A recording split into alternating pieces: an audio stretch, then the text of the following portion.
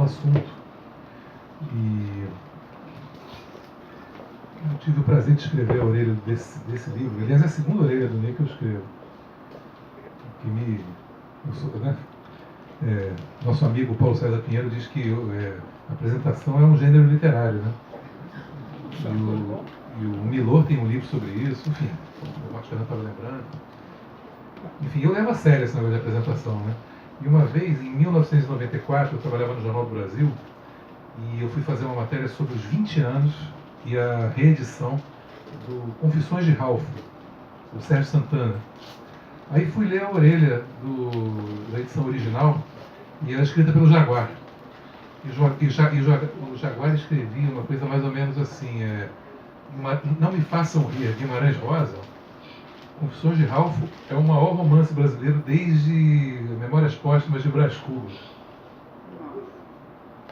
Com aquele espanto eu liguei para o Jaguar, né? Aí o Jaguar, repete o que eu disse.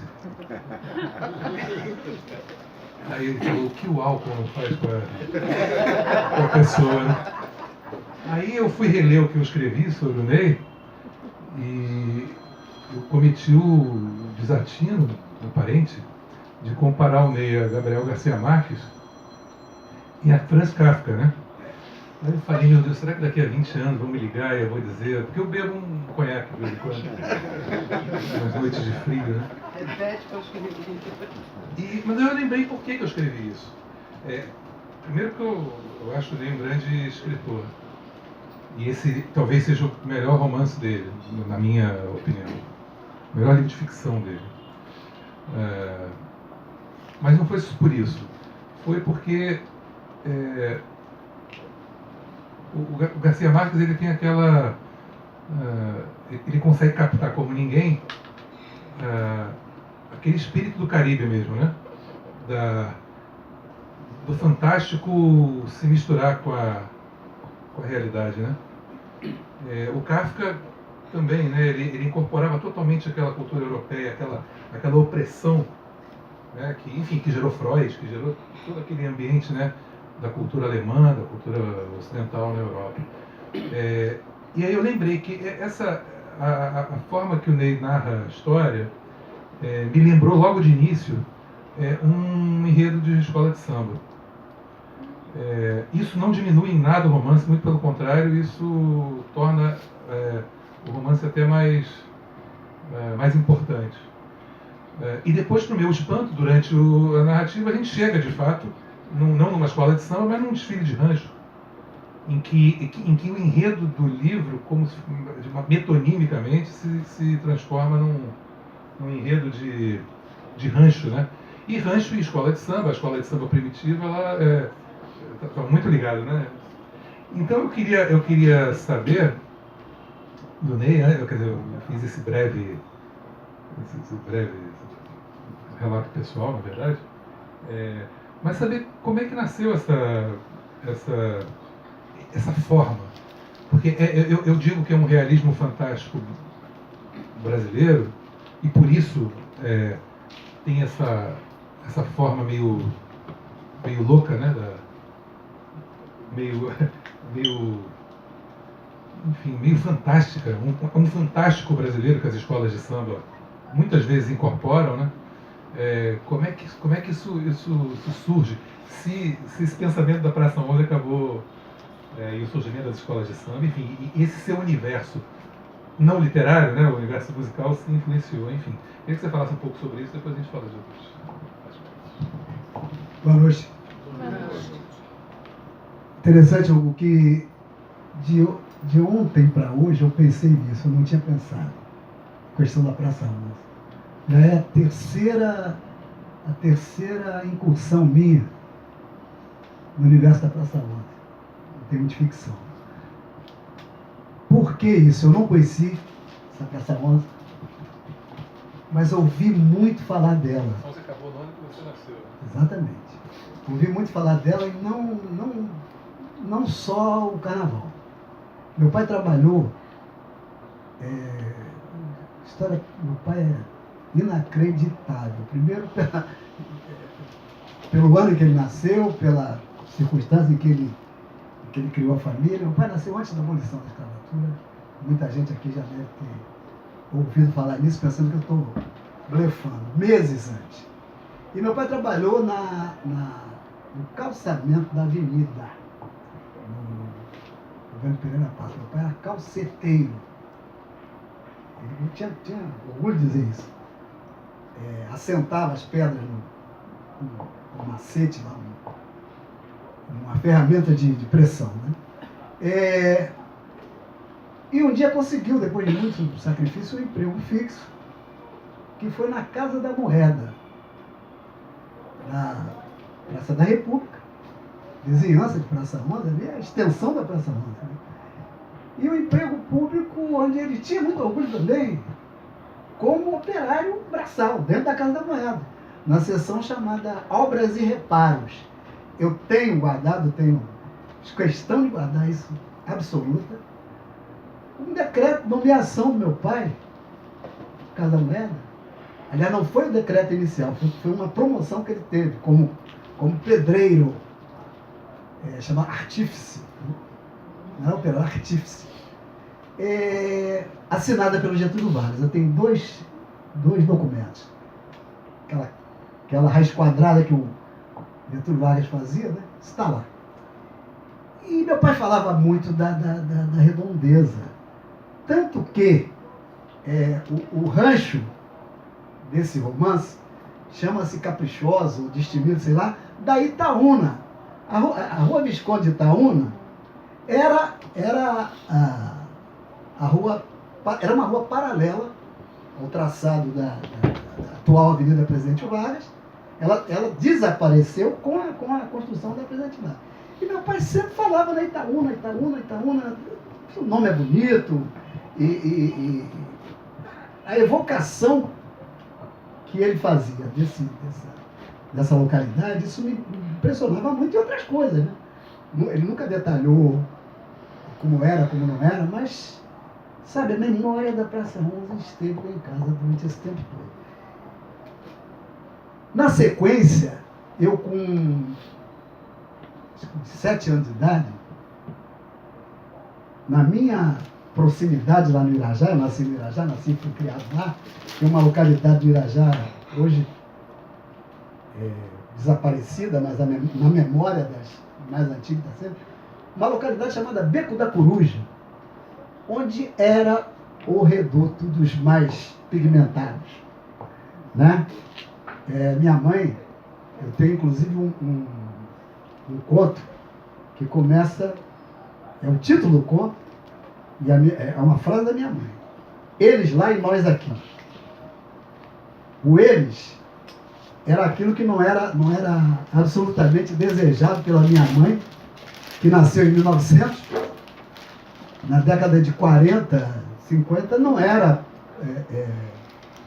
interessante para meu pai e minha mãe, que nós, da nossa casa, filhos de uma família de operários, quase todo mundo operário também, fizéssemos o caminho do deles lá. Mas no eles lá, é que tinha um samba da melhor qualidade. Teve 2 escolas de samba, daquelas pequenininhas, nascidas dentro da própria casa das pessoas. E essas escolas de samba iam para a Praça 11. Eu tenho uma foto de um carnaval, eu acho que eu tinha uns 7 anos, tenho essa foto ainda. Eu, uma menina que era da família extensa também, fantasiadinha de baiana, a gente não era da escola de samba. Mas nossos irmãos mais velhos, fizeram questão de tirar uma foto nossa com o pessoal da Escola de Samba Unido de Irajá. Tinha Irmãos Unidos de Irajá e Unidos de Irajá, como sempre uma dissidência, né? Até hoje. A Escola de Samba surge muito da dissidência, surgiu pelo menos. Mas, então, toda essa revisitação que eu faço na Praça 11 é um negócio... Era até ontem meio... Eu não tinha me dado conta disso. É coisa de meu pai. Do Casa da Moeda, por ali. E eu fiz a Mandingas da Mulata Velha da Cidade Nova, que foi o primeiro. Tem um segundo, A Lua Triste de Escamba, em que eu discuto as questões época do nascimento das escolas, que a gente passa pela Praça 11 também, mas sempre passando pelo Irajá, etc e tal. E agora esse, que foi, a motivação foi mais direta, né? Praça 11 sempre rodeando o espectro da Praça 11, rodeando a minha realidade e a minha espiritualidade. De repente eu pego um livro um dia, Memória da Praça 11, acho que é por aí assim, o Samuel Malamud, que é uma pessoa da comunidade judaica da Praça 11, escreveu um livro sobre a Praça 11, e que não há nenhuma referência à vizinhança da chamada Pequena África, que é uma expressão também que eu discuto, né? Nós hoje todos discutimos muito isso. Um personagem dentro dessa história, da história dos judeus da Praça 11, e hoje a gente sabe que a Praça 11 era um microcosmo mesmo, era um reduto de imigrantes de várias procedências.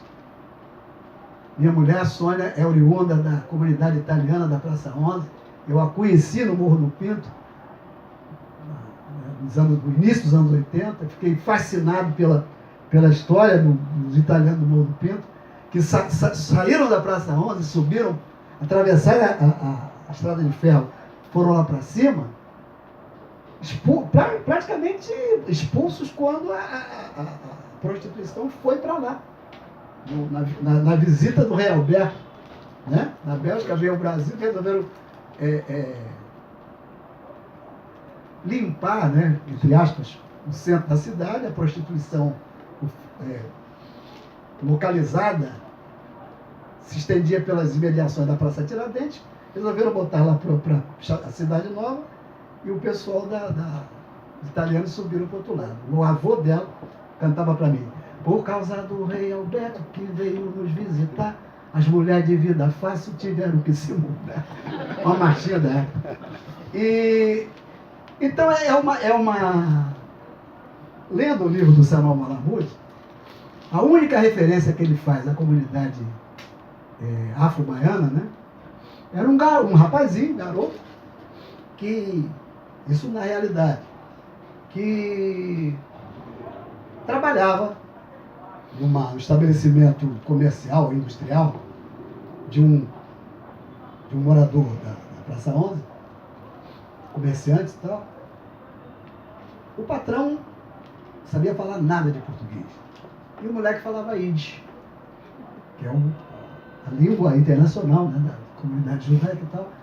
Ele falava Yiddish muito bem, era um garoto. Eu digo, pô, você tá um personagem aí, né? Aí guardei esse personagem na gaveta, e um dia tive num livro, aí já numa revista do Centro de Estudos Afro-Asiáticos, sobre a questão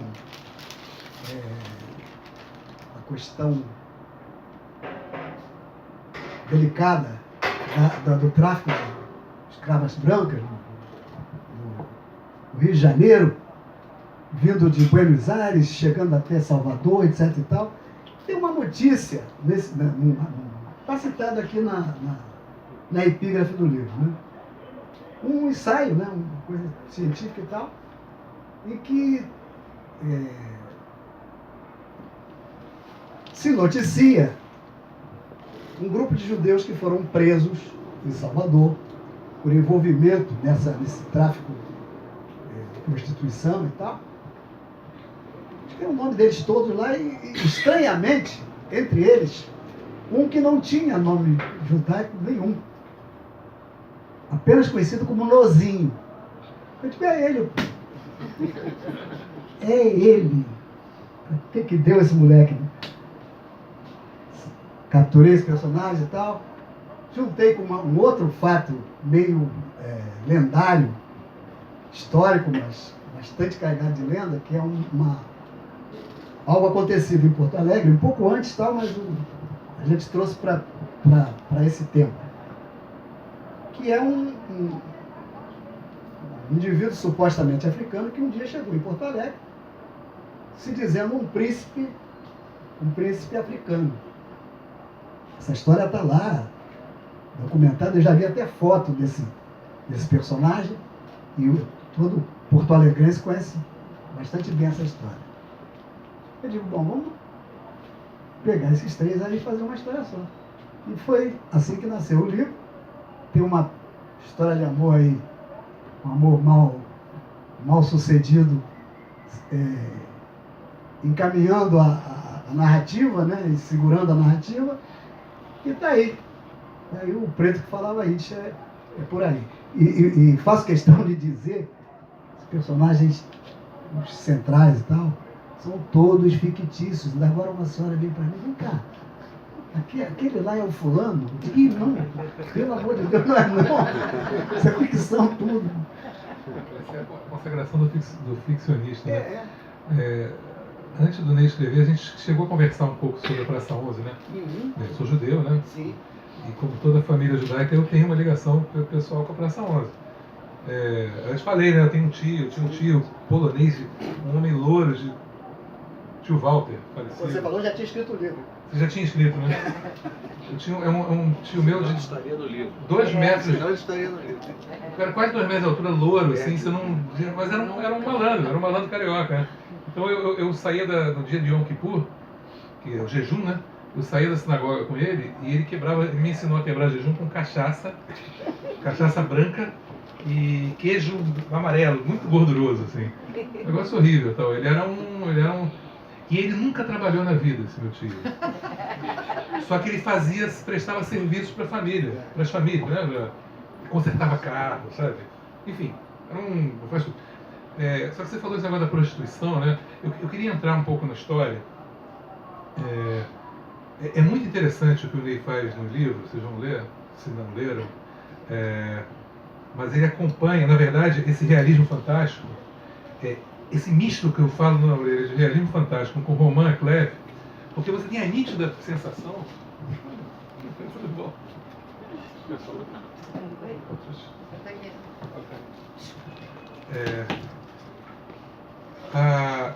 Você tem a nítida sensação que você tem nos romances de Balzac, né? Você vê a história de Paris, né? No romance. Então, essa impressão de que os personagens existem, e eles existem, né?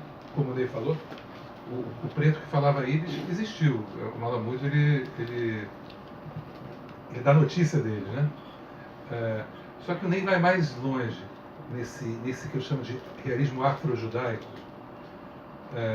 porque ele remonta ao próprio mito fundador, eu acho, dessa relação entre judeus e negros, que é o caso de amor mítico e ao mesmo tempo parece que histórico entre Salomão e a rainha Sabá. Então, essa história que começa na Praça 11, ela vai até, de fato, a Etiópia e esse caso de amor. Nós conhecemos essa relação de judeus, negros e italianos muito de Nova York, né? Isso é celebrado, isso é tratado como uma força da cultura americana. Você pega a Broadway, né? Você pega elementos da cultura popular americana, elas são resultantes desse encontro, né? A música popular americana é resultante desse encontro. Os judeus com sua cultura musical europeia, de repente se encontram eles encontram os negros e a cultura musical afro-americana, e daí surge a música americana com toda a força. Aqui a gente escondeu esse assunto, né? Bem, a força da comunidade judaica aqui é muito menor, né? Claro. Mas aí o Ney consegue de maneira muito engenhosa, né? Muito, como eu falei, em momentos parece estar lendo o Roman Clef mesmo, algo que conta, que passa pela história, e me chamou a atenção agora, eu como judeu e como histórias da minha família ligadas à Praça 11, diz a lenda que o meu tataravô foi o primeiro judeu ashkenazi a chegar no Rio de Janeiro. Tem uma prima historiadora que está estudando esse caso, e ela se deparou com uma notícia sobre ele, sobre esse meu tio, na época de Dom Pedro II ainda, em que ele é acusado no Jornal do Comércio. Ele tinha um negócio de secos e molhados, parece, no Rua da Carioca. E ele foi acusado de manter mulheres prostituição, de ser proxeneta, né? De ser cafetão. E tem uma carta dele negando isso, dizendo que é perseguição. Só que na minha fantasia não, na minha fantasia ele de fato era. Então isso é antes das polacas, antes dessa história toda. Bem mais animado, né? Eu acho mais divertido, né? Um pouco feio, tal, mas é divertido, né? Uma história. Não, mas é que essas histórias todas que eu li no livro, eu ouvi. O meu avô, eu não tenho nenhum orgulho de dizer isso. O meu avô, que veio da Argentina, veio da Bessarabia, Argentina, e acabou nos arredores da Praça 11, e ele teve um momento, ele teve uma empresa de demolição. E parece que ele ajudou a demolir. Isso não me orgulha nem um pouco, mas dizem que ele não ganhou dinheiro com isso, que ele era pobre. Não? Porque justamente ele pegava, por exemplo, o que tinha de mais valor e doava. Então, por exemplo, parece que ele tinha um sino, que ele conseguiu um sino importantíssimo de uma igreja, ele doou para o padre. Ele não derreteu o sino e ficou com a... Enfim, são essas lendas em torno da Praça 11 que eu acho que o Ney consegue transformar isso numa história importante. Então, eu queria que você falasse um pouco sobre a construção dessa história, né? Que começa, você já disse como começa, começa a partir dessa pequena, uma frase do Samuel Malamud, uma frase sem importância no livro do Samuel Malamud, né? Mas importantíssima, como você vê. Quer dizer, houve um preto que falava ídis, porque o patrão não falava português. E o outro elemento é o Nozinho, né? E o príncipe africano de Porto Alegre. A partir desses elementos muito pequenos, você cria uma história que remonta a uma passagem bíblica importante e que conta essa história, né? Da relação afro-judaica e como ela se dá no Brasil. Então eu queria saber como é que você desenvolveu essa história. Bom, evidentemente que o grande detonador desse texto é minha eterna preocupação com as relações étnico-raciais. Preocupado com isso, sempre preocupado com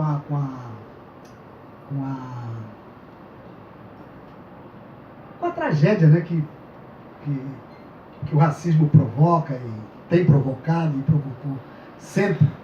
Então eu sempre tive uma curiosidade de comparar os dois segmentos, né? Afrodescendentes, os descendentes judeus e etc. E fui levado, então, a construir dois personagens que eu acho que são os condutores de toda essa trama. Primeiro é o judeu, o grande personagem judeu da história, porque tem uma história de amor no meio. O Nozinho acaba se enamorando da filha do patrão e vice-versa. E evidentemente que não deu certo, né? Perseguições, etc. E ele foge. A viagem que o Nozinho faz, como se fosse entre aspas, um judeu errante, né? Ele sai do Rio de Janeiro, vai procurar a amada do Rio Grande do Sul. Eu gosto muito do Moacir Sclia. Então, o Moacir Sclia define muito bem o ambiente judaico em Porto Alegre, e eu fui atrás.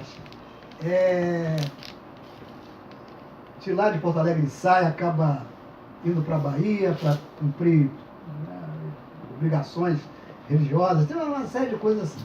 Mas tem dois personagens que conduzem essa história. Primeiro é o Sr. Chaim Sherman, não sei se existe alguém com esse nome, que é um personagem, é um judeu da Praça 11, que tem ele tem uma farmácia na Gamboa, muito apropriadamente chamada Drogaria Saúde, né? Entre Saúde, Gamboa, etc., ele está muito bem. Ele é um farmacêutico sem diploma, como alguns que eu conheci, dono da drogaria Saúde, localizada no bairro do mesmo nome. Filho de judeus, intelectual nato, orgânico, que lê muito. Esse é o Simão, o Chaim. E o outro é um negro chamado, que tem o apelido de Simão, conhecido como Simão, um negro paulista, tão simpático quanto misterioso, que ninguém sabe exatamente o que faz, mas ostenta riqueza e faz viagens mirabolantes. Por isso se torna querido também no Rio, onde frequenta inclusive o ambiente dos artistas do teatro musical. Esses dois personagens são fundamentais nessa história. O Chaim, pela clareza com que condena a discriminação e a segregação em todos os seus aspectos. E ele é um personagem engraçado porque ele fala muito palavrão, é um largadão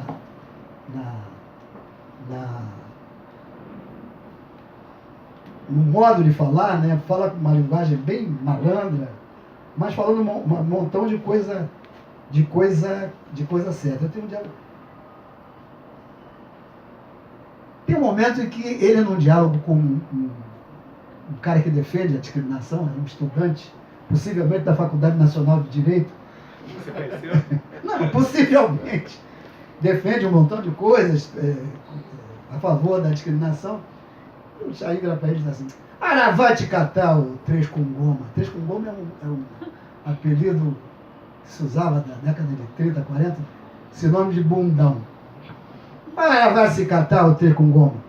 Esse chamado tipo judeu, esse da caricatura, narigudo, de barba e bigode, que os bobalhões pensam que é característico, muitas vezes, quando se vai ver, é um árabe, um norte-africano, um simples nativo do Oriente Médio, que pode ou não ser um judeu, e geralmente não é.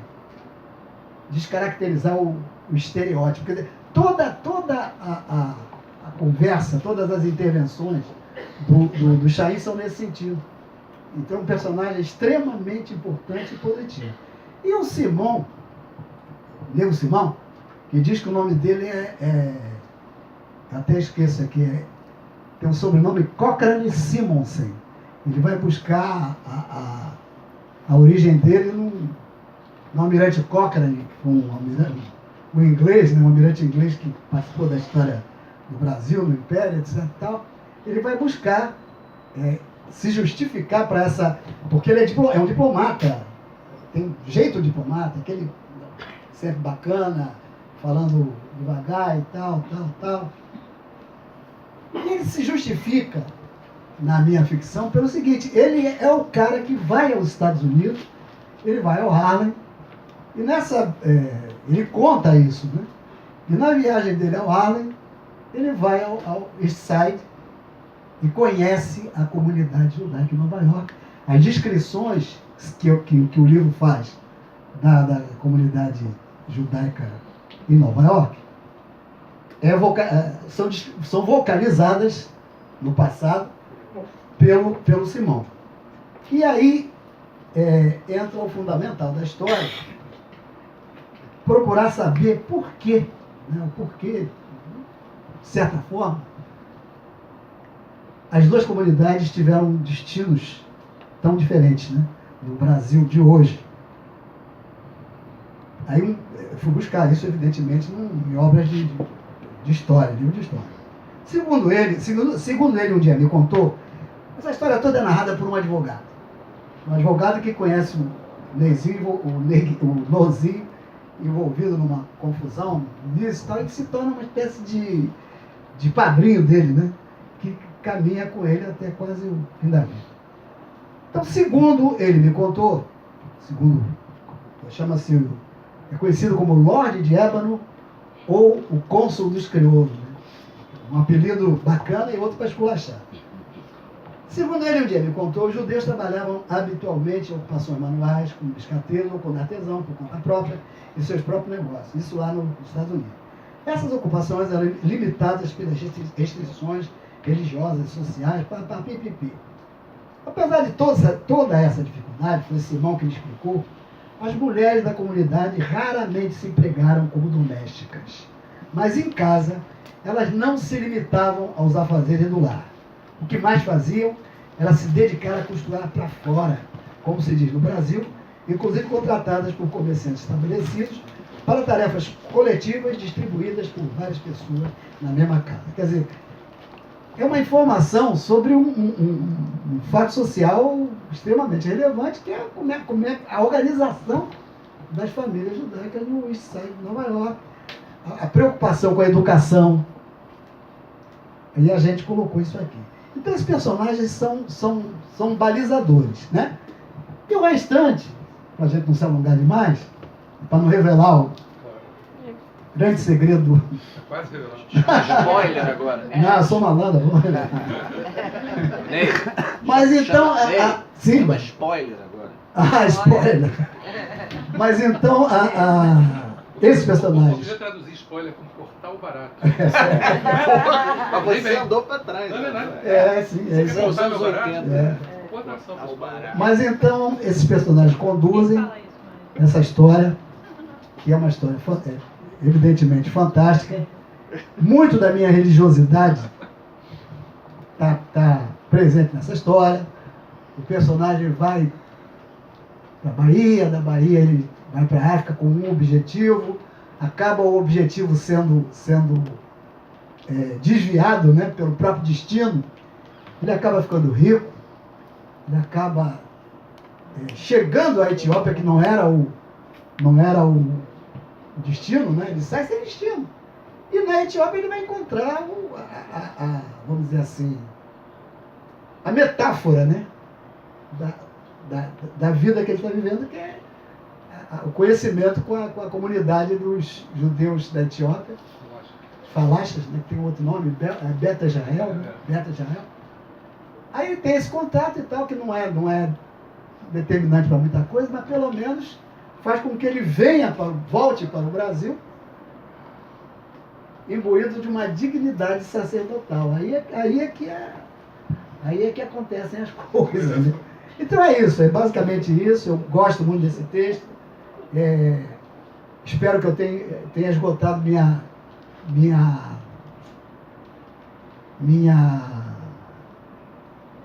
meu estoque de Praça 11.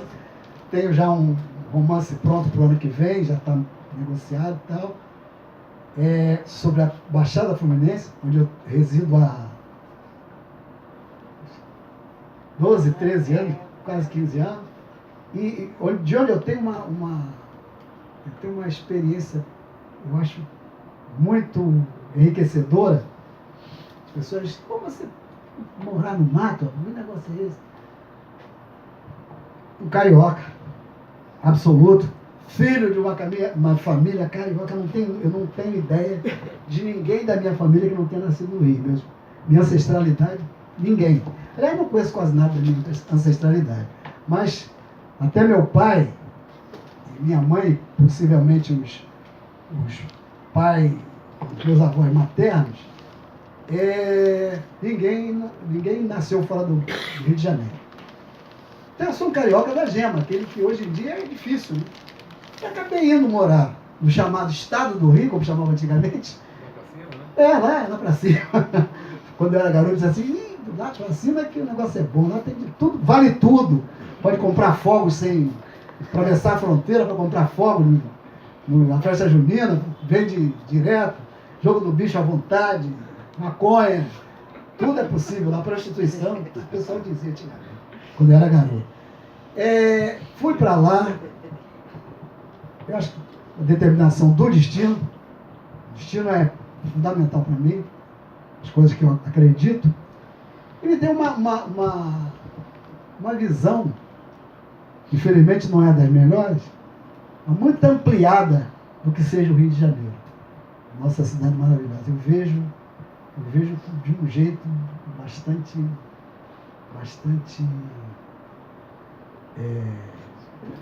real, não sei. E as comparações que a gente faz, né? O Rio de Janeiro não sendo bom, evidentemente que o seu entorno, onde é muito pior. Aqui é ruim, essa carência toda, com consequência do que rola lá. Hoje a gente está tendo bastante todo mundo tendo bastante clareza disso. Né? Então, tem esse novo romance para o ano que vem e a Praça 11 permanece. Eu fiz uma pergunta para você, a gente começou falando da forma do livro, né? Sim. Entramos para o conteúdo do livro. E aí eu queria agora falar do sentido do livro, fazer uma terceira pergunta aí, Sim. enfim, se alguém quiser depois falar, que tem a ver com isso. Eu ia fazer uma pergunta que tem a ver com o que você está falando. Sem querer cortar o barato, né, ou dar o spoiler, eu acho que o livro tem um sentido muito interessante dessa relação de negros e judeus, que você fala com...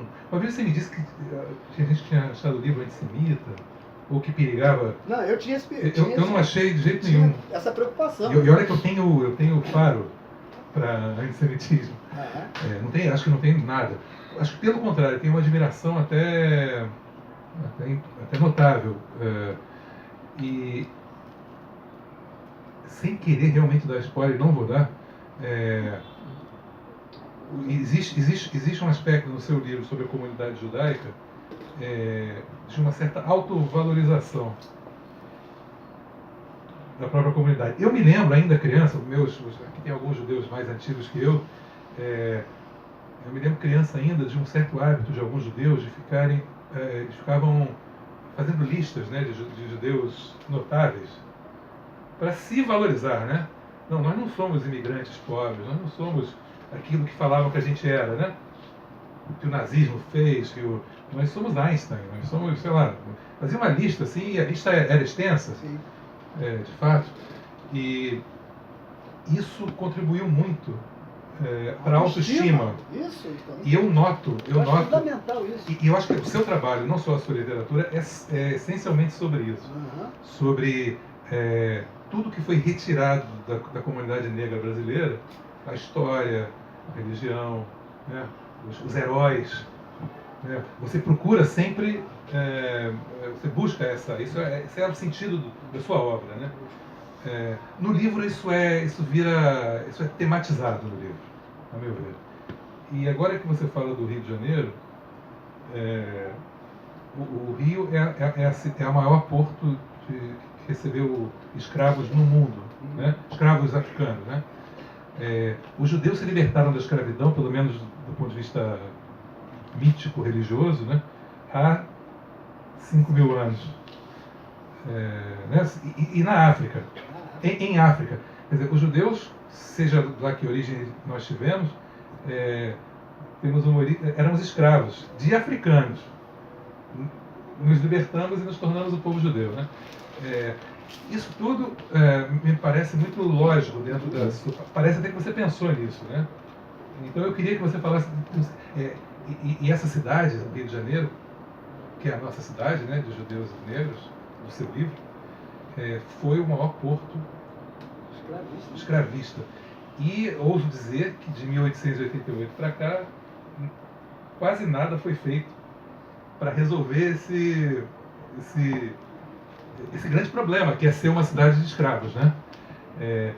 Você agora está falando, dando um testemunho do ponto de vista da Baixada Fluminense, que é o tema do seu próximo romance, sobre esse problema que é o Rio, que tem sua origem nessa questão da escravidão. Então eu queria que você falasse um pouco sobre o sentido desse seu trabalho entre o Preto que Falava Íris e o próximo livro, né? Quer dizer, se isso que eu falei faz algum sentido. Não, você tocou num assunto aí que é fundamental em tudo que eu tenho feito, tanto na ficção quanto nos livros de história, que é a questão da autoestima, tá?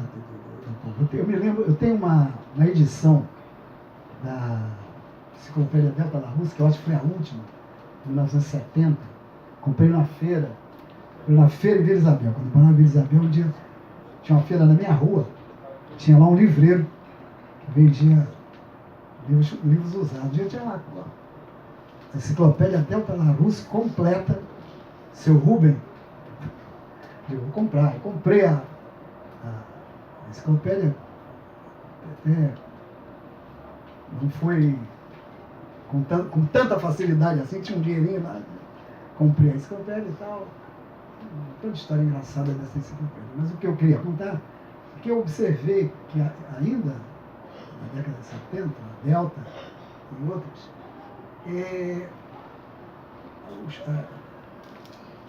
as personalidades de origem judaica, essa origem era sempre mencionada. Nascido na França, de origem judaica. Isso é fundamental. A gente tem assim, as nossas admirações, né, por pessoas da mesma origem nossa, etc. Eu sempre senti muita falta disso. E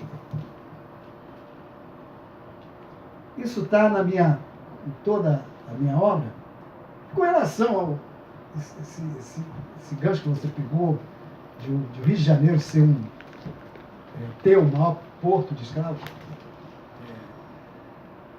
de toda maior porto receptor, né? Alguns chegaram perto, Cartagena, então, mas parece que o Rio de Janeiro foi, até pelo tempo que durou o tráfico. Mas não é eu acho que não é uma característica do Rio de Janeiro. Uma característica do Brasil como um todo, de todas as cidades negras do Brasil. Tem essa característica de ter essa predominância. Mas o que eu vejo de fora, né, nessa relação entre Baixada Fluminense e Rio de Janeiro, é a perpetuação dessa desigualdade. Né? Isso é bastante palpável, né? Eu moro num município que foi emancipado de Itaguaí, chama Seropédica, que é sede de uma universidade importante, Universidade Federal Rural do Rio de Janeiro. Aí você olha a universidade, a elite da cidade, daqui a pouco você começa a andar, buscar, você não vendeu, raro. Você vai buscar a seropédica profunda, você tem que andar, mas você vai encontrar. Ao ponto de um irmãozinho chegou para mim um dia e falou, é engraçado, né? Não tem mais aqueles pretos de antigamente, né? Eu nunca mais eu vi. Vai lá que você vai encontrar. Tem entende? É uma questão de percepção, né? Ampliada, e isso, a gente sofre com isso e tem que transformar esse sofrimento em alguma coisa positiva. No caso, meu trabalho com história tem sido bastante bom também, bastante proveitoso, assim, sob esse aspecto para mim, né? Como não tenho formação acadêmica completa, eu tenho um modesto bacharelado em Direito e Ciências Sociais, como era antigamente, isso já foi questionado. Como é que esse cara está se metendo a escrever essas coisas que ele escreve, fazer dicionário de etimologia, fazer história? Então agora eu estou tendo mais cuidado, estou me buscando parceiros, né? Esse último dicionário de história que a gente lançou, o mais recente, dicionário de história da África no período da chegada dos portugueses, dos árabes, século VII até a chegada dos portugueses. É um período que prepara o que a gente está fazendo agora, que é exatamente o que vai focar o período do escravismo. Eu me acerquei de um professor da Universidade Federal do Rio Grande do Sul, que eu nem conhecia. Foi uma intermediação da Irene Ernest Dias, nossa querida amiga. Acabei me tornando parceiro e amigo desse professor José Rivaí Macedo, que ano passado me deu uma grande alegria. Ele conseguiu, a duras penas, na Universidade Federal do Rio Grande do Sul, que me fosse concedido um título de doutor honoris causa.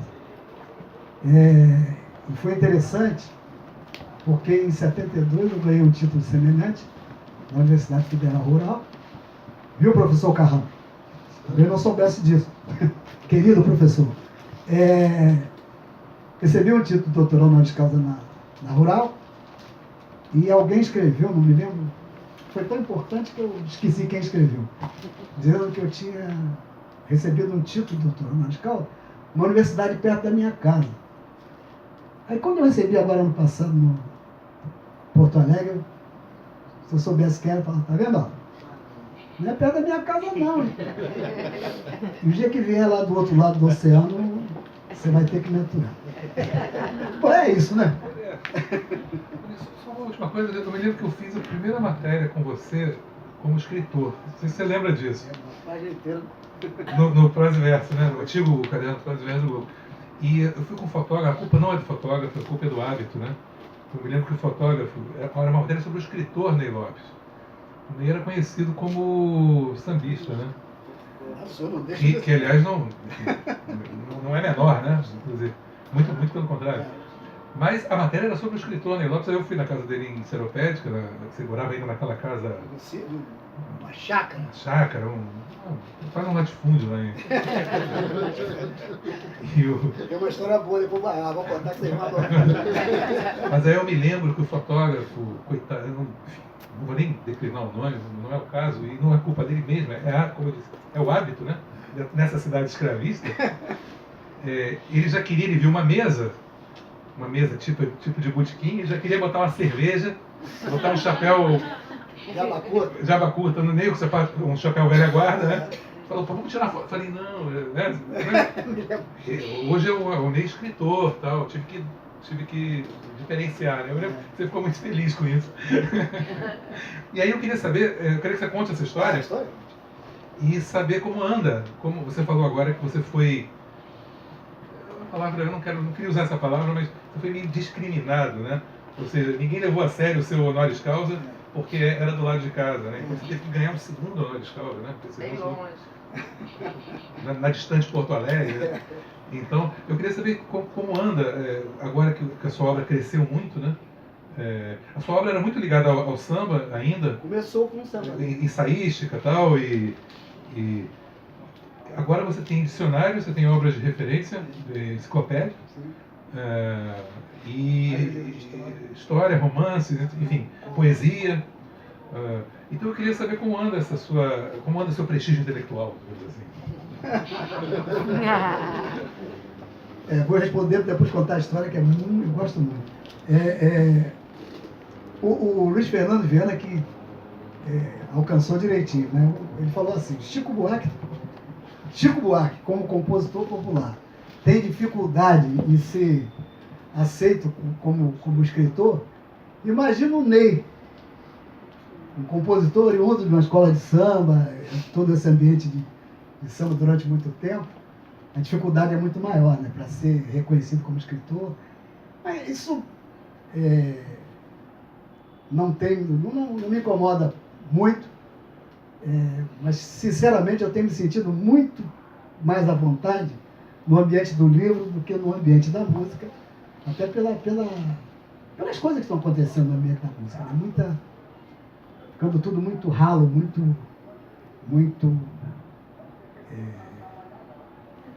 muito enfraquecido mesmo, né? Então eu não tenho nem muita presença mais, né? Como a gente teve na época da parceria com o Wilson Moreira, que a gente fez muito sucesso e tal. Não tenho mais essa presença. Mas aconteceu, aí vem a história. Eu estou muito feliz. Esse já é o 35º livro. Outro dia eu resolvi contabilizar. 35º título, né? Tem alguma coisa do meio, aí tem obra que foi refundida e tal, mas é o 35º título. Em um período eu comecei a publicar em 81, Samba na Realidade, da Codecri. Quer dizer, é uma produção bastante constante, né?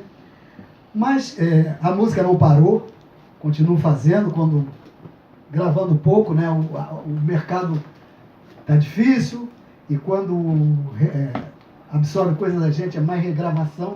Eu tenho muita regravação, tenho 350 títulos mais ou menos, mas muita coisa regravada e tal.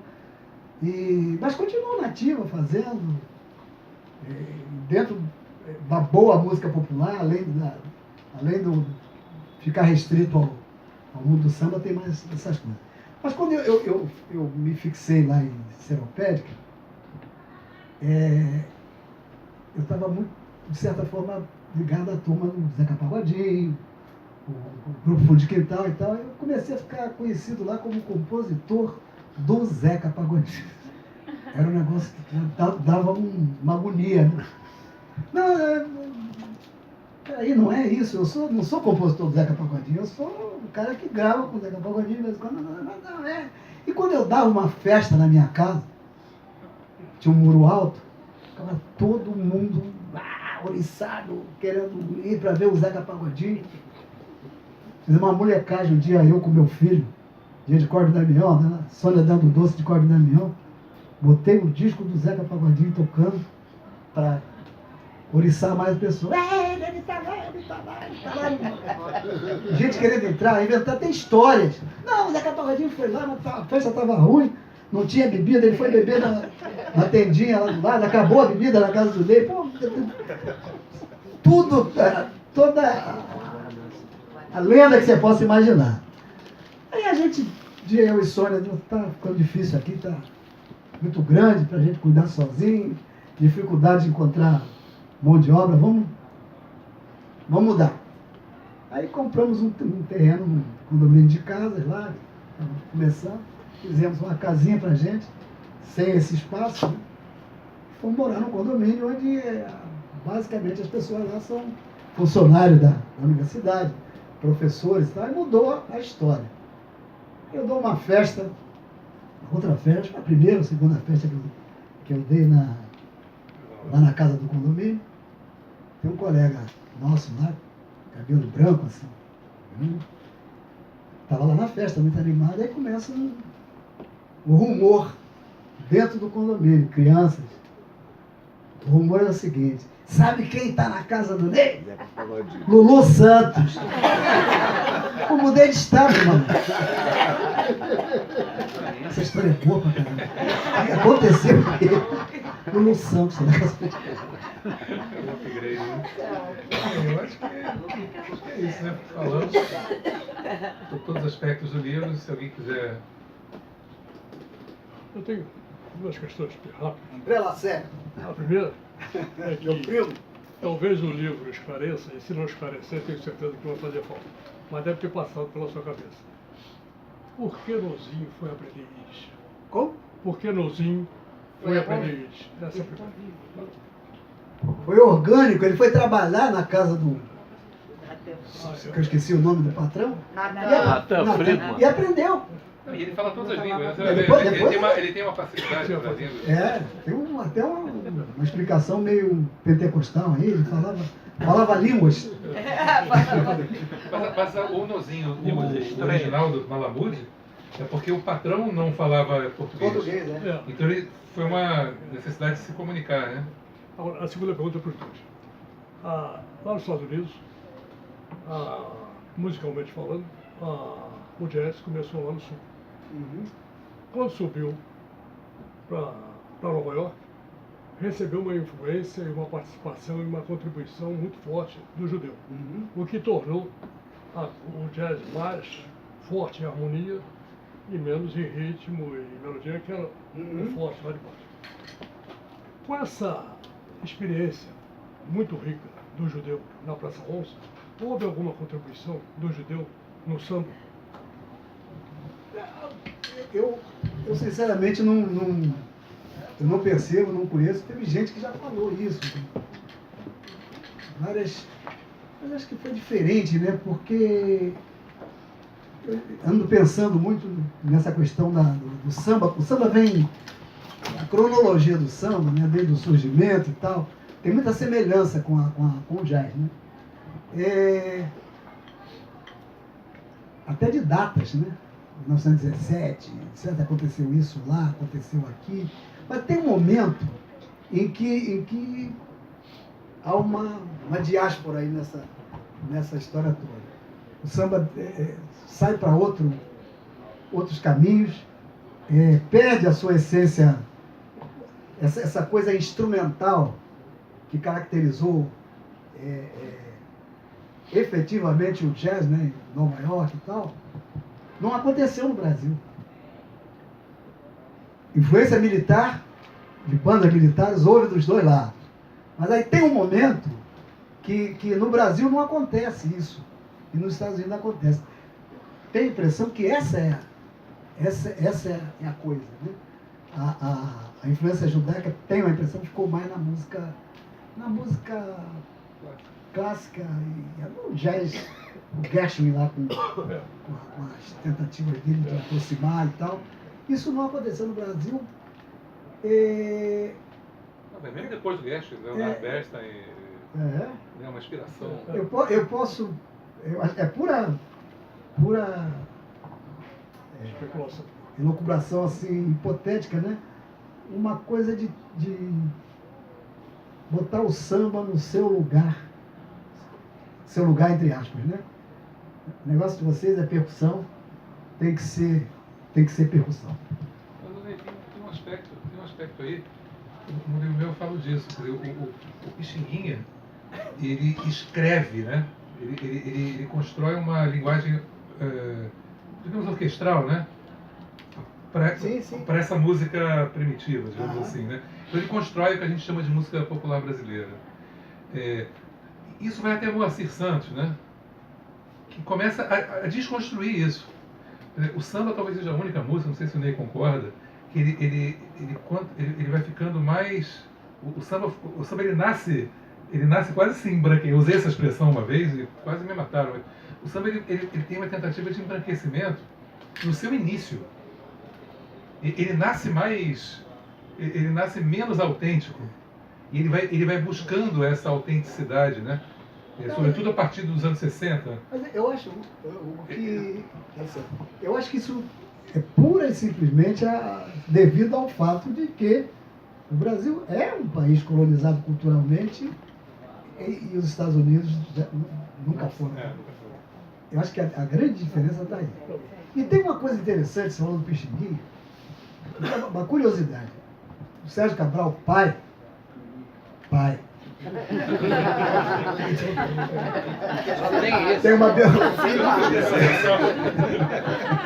tem uma biografia do Pixinguinha, onde ele faz a discografia no final, aquele livro da Funarte.